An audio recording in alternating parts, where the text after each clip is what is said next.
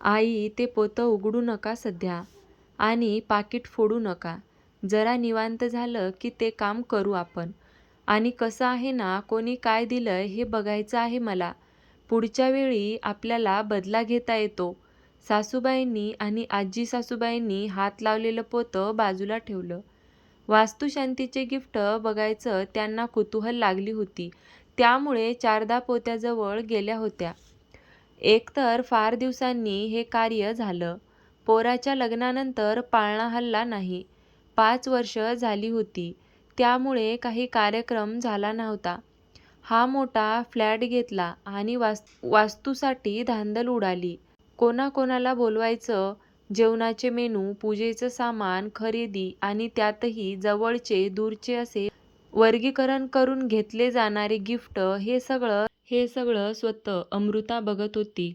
मुळात पैसा त्या दोघांचा होता, त्यामुळे त्या दोघी फक्त मानाच डोलवत होत्या. पण काही ठिकाणी अमृताला बोलायची वेळ आली होती. त्याचं असं झालं की अमृताचा तोरा असा होता की लोकांना जणू त्यांच्या घरी खायला नाही मिळत, म्हणून ती तुमच्याकडे येणार 8 दिवस असं तिला वाटत होतं. आणि हे नेमकं होतं सासूबाईच्या दिलेल्या यादीतील लोकांच्या बाबतीत. आजी सासूबाईच्या तर लिस्टमध्ये एखादं दुसऱ्या नातेवाईकाचंच नाव होतं. पण सासूबाईची बरीच प्रेमाची माणसं होती. आपल्या लेकाचं सुख त्यांना सगळ्यांना दाखवावं असं त्यांना वाटत होतं. आणि आपला नवरा आजाराने गेला तेव्हा सगळ्यांनी केलेल्या मदतीचे ऋण या निमित्ताने भेटीरूपाने इथे राहिल्यावर काही प्रमाणात फेडता येतील असंही सासूबाईंना वाटत होतं. पण अमृताचा अहंकार शिगेला पोहोचलेला होता. ती म्हणाली, "हे बघा आई, या यादीतले बरेच लोक तसेही रिकामे.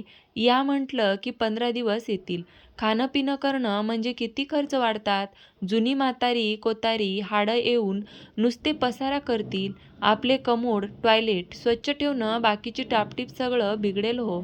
तुम्ही नुसतं आदल्या दिवशी फोन करा, कोणाचे ताण नको आणि एक गट्टा साड्यांचा आणून घेऊ तुमच्या सगळ्या ओळखींच्या लोकांसाठी." सासूबाई गप्प होत्या. पण आजी-सासूबाईंनी तोंड उघडलं. "तुझ्या पैशाचा गर्व ह्या लोकांना कशाला दाखवतेस? अगदी आजपर्यंत तुझ्या सासूने जपलेली ही नाती तुला पुढे जपायची नसतील तर तोडू तरी नको. ती तशीच राहू दे. कोणाला बोलावू नकोस वाटल्यास, पण उगाच ते फुकटे रिकामटेकडे पद त्यांना लावू नकोस. नजरेने त्यांना वागवणार असशील तर बोलवायलाच नको ना. वाद होतील." असं बघून घरातला एकटा पुरुष असलेला अवनीश बोलला. "आजी आई, अगं जास्तीची गर्दी नको म्हणून ती म्हणते. काय करायचेत गं आता ही नाती जपून. अगं तू सांगितलेस त्यात तर काही नातेवाईकही आपले नाहीत. कुणी शेजारी आहेत, कुणी बदलीच्या ठिकाणी भेटलेले बाबांचे सहकारी, अशा लोकांना कशाला बोलवायचं आहे?" त्याच्या बोलण्यावर आई उदास हसली, म्हणाली, "अरे माणसं जपणं जर असं सोडून दिलं तर आपल्या सुखदुःखाला हक्काचे खांदे नसतात रे रडायला आणि गळ्यात पडायला. होता होईल तितकं आपण जपायचं असतं माणसांना. समोरूनच नसेल हात येत तर सोडून देऊ, पण समोरून येणारा हात आपुलकीचा, प्रेमाचा असतो, तेव्हा झटकून निघून जावं असं नाही वाटत रे. आणि तुझ्या बाबांनी जपली होती नाती म्हणून तर आज त्यांच्या वेळेला उभे राहिले ना असंख्य हात. इतक्या केमो मुंबईसारख्या ठिकाणी झाल्यात, तिथे कोण कोण डबे, नाश्ते पुरवत होतं कळलंसुद्धा नाही. शेवटच्या 2 महिन्यात तर असलेला खर्च तुझ्या बाबांनी जी माणसं आयुष्यभर जपली होती त्याच लोकांनी आपल्याला बिल न दाखवता केला. हे तर फार मोठं सांगते मी.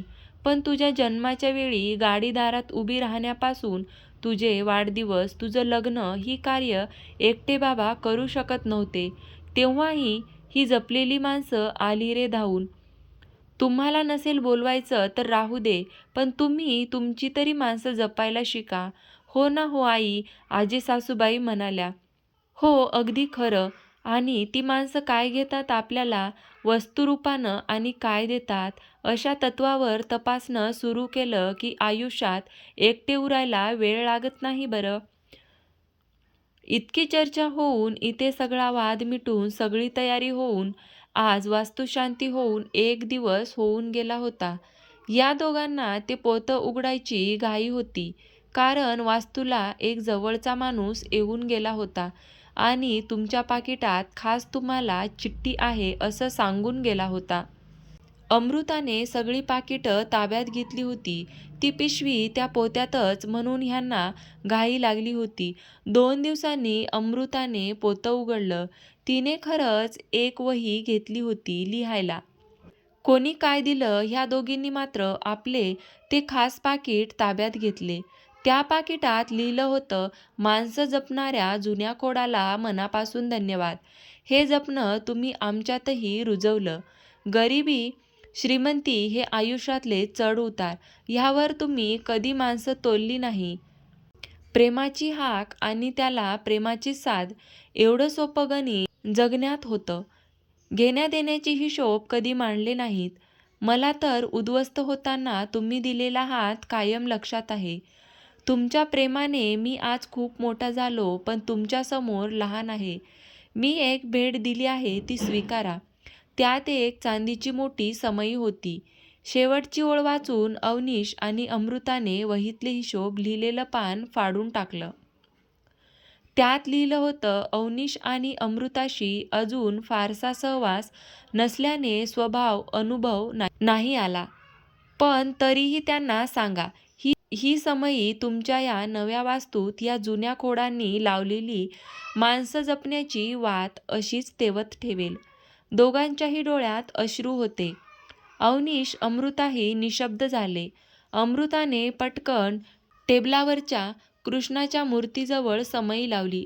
स्वच्छ प्रकाश देणारी, मनाचं गढूळ तळं नितळ करून त्यात नकळत माणूस जपण्याची वाट, मनाच्या आतपर्यंत जाणारी, प्रकाश देणारी ही माणसं.